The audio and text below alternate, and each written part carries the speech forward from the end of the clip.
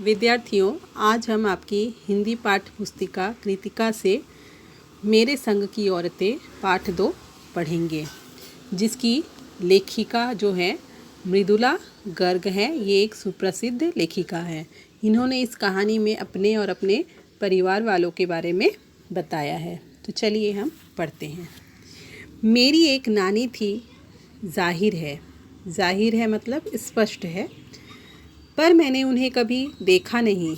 मेरी माँ की शादी होने से पहले ही उनकी मृत्यु हो गई थी। शायद नानी से कहानी न सुन पाने के कारण बाद में हम 3 बहनों को खुद कहानियाँ कहनी पड़ी।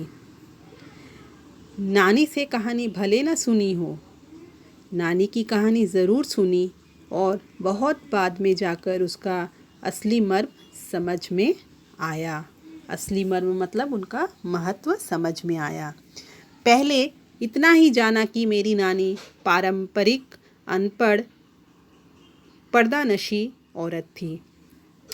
तो पहले उन्होंने क्या जाना था कि उनकी जो नानी है वो पारंपरिक माने परंपरा को मानने वाली, अनपढ़ माने बिना पढ़ी लिखी थी, और पर्दानशी माने पर्दे में रहने वाली औरत थी, जिनके पति शादी के तुरंत बाद उन्हें छोड़कर बैरिस्ट्री पढ़ने विलायत चले गए थे। बैरिस्ट्री मतलब वकालत को बोलते हैं। तो वो पढ़ने के लिए कहाँ चले गए? विलायत चले गए थे। कैम्ब्रिज विश्वविद्यालय से डिग्री लेकर जब वे लौटे और विलायती रीति रिवाज के संग ज़िंदगी बसर करने लगे, तो नानी के अपने रहन सहन पर उसका कोई असर न पड़ा। माने नाना जी क्या थे, वो तो विदेश से पढ़ लिख कर आए थे, विलायती रीति रिवाज से माने सीख कर आए थे, अब विलायती जीवन बसर कर रहे थे वो। तो नानी का नानी के अपने रहन सहन पर माने नानी का जो रहन सहन था उनमें कोई भी असर उसका नहीं पड़ा। ना उन्होंने अपनी किसी इच्छा आकांक्षा का या पसंद नापसंद का इजहार पति पर कभी किया।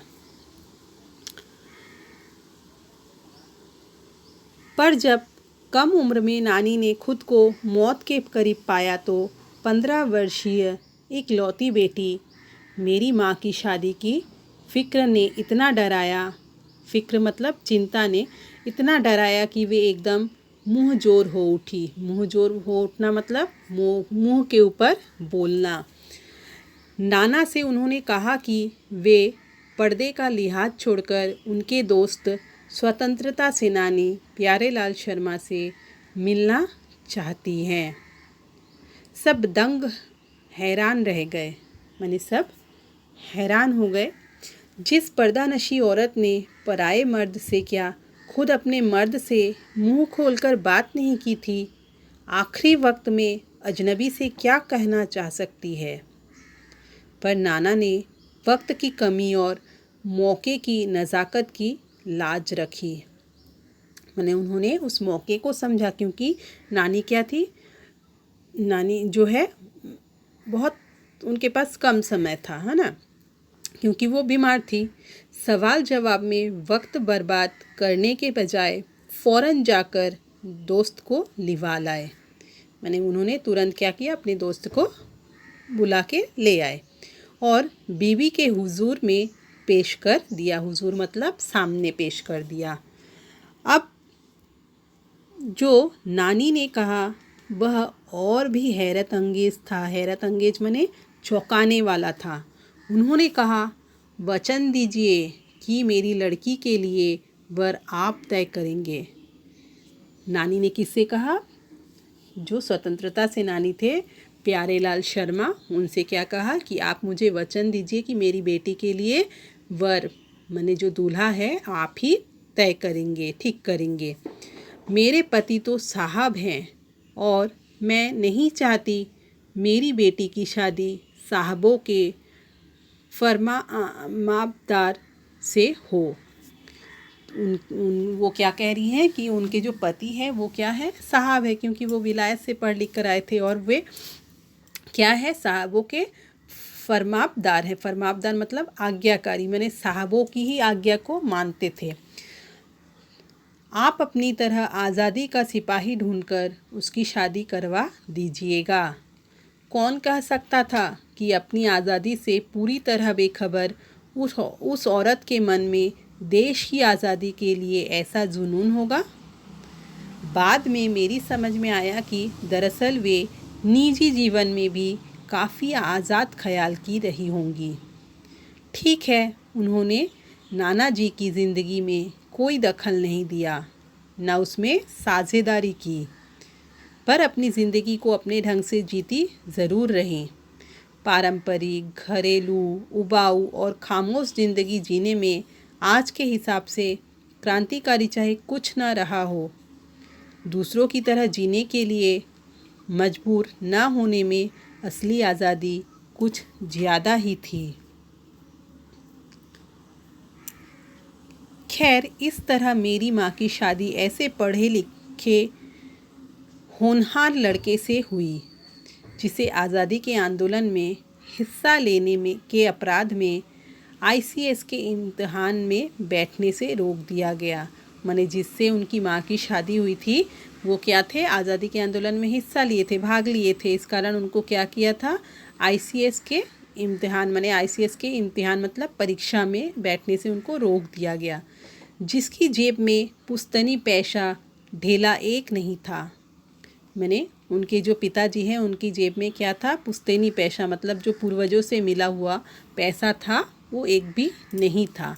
माँ बेचारी अपनी माँ और गांधी जी के सिद्धांतों के चक्कर में सादा जीवन जीने और ऊंचे ख्याल रखने पर मजबूर हुई।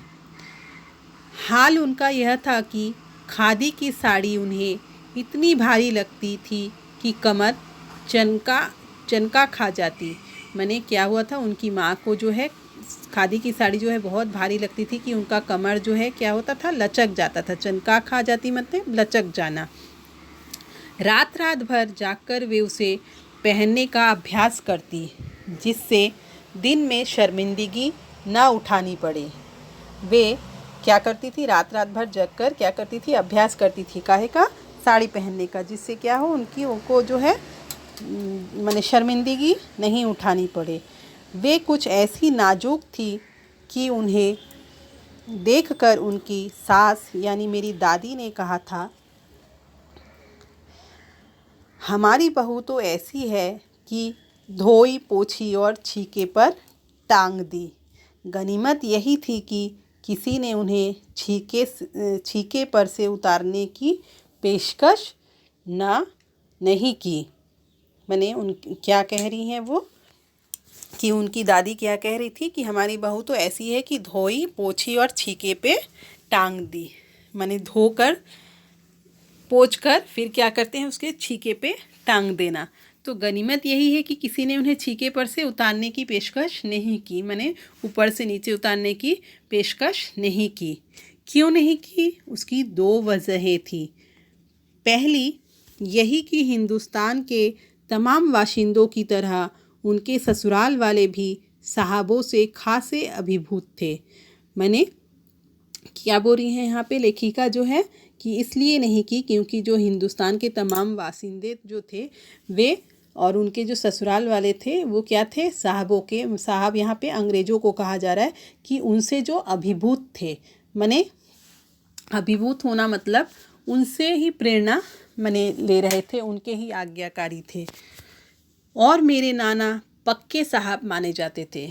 बस जात से वे हिंदुस्तानी थे, बाकी चेहरे मोहरे रंग ढंग पढ़ाई लिखाई सब में अंग्रेज़ थे। मज़े की बात यह थी कि हमारे देश में आज़ादी की जंग लड़ने वाले ही अंग्रेज़ों के सबसे बड़े प्रशंसक थे। मैंने जो आज़ादी की लड़ाई लड़ रहे थे उनमें क्या थे, सब अंग्रेज़ों के ही प्रशंसक थे। गांधी नेहरू हो या मेरे पिताजी के घर वाले, भले लड़का आज़ादी की लड़ाई लड़ते जेब खाली और शोहरत सिर करता रहे, दबदबा उसके साहबी ससुर का ही था। एक आन बान शान वाले साहब ने उनके सिरफिरे लड़के को अपनी नाजुक जान लड़की सौंपी। उससे रोमांचक क्या कोई परिकथा होती। परिकथा मतलब जो परियों की कहानी होती है उसे परिकथा कहा गया है। नानी की सनक भरी आखिरी ख्वाहिश और नाना की रजामंदी, वे रोमांचक उपकथाएं थी जो कहानी के तिलिस्म को और गाढ़ा बना चुकी थी। दूसरी वजह माँ की अपनी शख्सियत थी। उनमें खूबसूरत, नज़ाकत और गैर दुनियादारी के साथ ईमानदारी और निष्पक्षता कुछ इस तरह घुली मिली थी कि वे परिजात से कम जादुई नहीं मालूम हुई। परिजात माने जो परियों की रानी होती है, उसे यहाँ पे परिजात कहा गया है। उनसे ठोस काम करवाने की कोई सोच भी नहीं सकता था। हाँ, हर ठोस और हवाई काम के लिए उनकी ज़बानी राय ज़रूर मांगी जाती थी और पत्थर की लकीर की तरह निभाई भी जाती थी। मैंने अपनी दादी को कई बार कहते सुना था, हम हाथी पे हल ना जुतवाया करते, हम पे बैल है। बचपन में ही मुझे इस जुमले का भावार्थ समझ में आ गया था। जुमला मतलब जो मुहावरा है उसका भावार्थ समझ में आ गया था, अर्थ समझ में आ गया था। जब देखा था कि हम बच्चों की ममतालु परवरिश के मामले में माँ के सिवा घर के सभी प्राणी मुस्तैद रहते थे। मुस्तैद मतलब लगे रहना। तो दादी और उनकी जिठानियाँ ही नहीं, खुद मर्दजात पिताजी भी, माने उनकी माँ उनको क्या करती थी, उतना उनकी देखभाल नहीं करती थी। उनकी जो दादी है, दादी की जो जेठानियाँ हैं या उनके जो पिताजी हैं, वे हमेशा अपने बच्चों की परवरिश में लगे रहते थे। पर ठोस काम न करने का यह मतलब नहीं था कि माँ को आज़ादी का जुनून कम था। वह भरपूर था और अपने तरीके से वे उसे भरपूर निभाती थी। जाहिर है कि जब जुनून आज़ादी का हो तो उसे निभाना भी आज़ादी से चाहिए। जिस तिस से पूछकर उसके तरीके से नहीं, खुद अपने तरीके से। हमने अपनी माँ को कभी भारतीय माँ जैसा नहीं पाया। न उन्होंने कभी हमें लाड़ किया, न हमारे लिए खाना पकाया और न अच्छी पत्नी बहू होने की सीख दी। मैंने उनकी माँ ने कभी बच्चों को ये भी सीख नहीं दिया कि तुम अच्छी बहू बनो, अच्छी पत्नी बनो। ये सब सीख भी उन्होंने नहीं दिया, न ही उन्हें उतना लाड़ किया। कुछ अपनी बीमारी के चलते भी वे घर बार नहीं संभाल पाती थी, पर उसमें ज़्यादा हाथ उनकी अरुचि का था। अरुचि मतलब उनको उन चीज़ों में रुचि नहीं थी। उनका ज़्यादा वक्त किताबें पढ़ने में बीतता था, बाकी वक्त साहित्य चर्चा में या संगीत सुनने में, और वे ये सब बिस्तर पर लेटे लेटे किया करती थी। फिर भी जैसा मैंने पहले कहा था, हमारे परंपरागत दादा दादी या उनकी ससुराल के अन्य सदस्य उन्हें न नाम धरते थे, न उनसे आम औरत की तरह होने की अपेक्षा रखते थे। उनमें सबकी इतनी श्रद्धा क्यों थी, जबकि वह पत्नी, माँ और बहू के किसी प्रचारित कर्तव्य का पालन नहीं करती थी? साहबी खानदान के रोब के अलावा मेरी समझ में दो कारण आए हैं। पहला, वे कभी झूठ नहीं बोलती थी, और दूसरा, वे एक की गोपनीय बात जो है दूसरे पर जाहिर नहीं होने देती थी। मैंने वो क्या बोली, उन्हें क्यों पसंद करती थी उनकी माँ को सभी, क्योंकि वे कभी झूठ नहीं बोलती थी और एक की गोपनीय बात जो है दूसरे पे वे जाहिर नहीं करती थी। तो आगे का भाग जो है हम दूसरी कक्षा में पढ़ेंगे।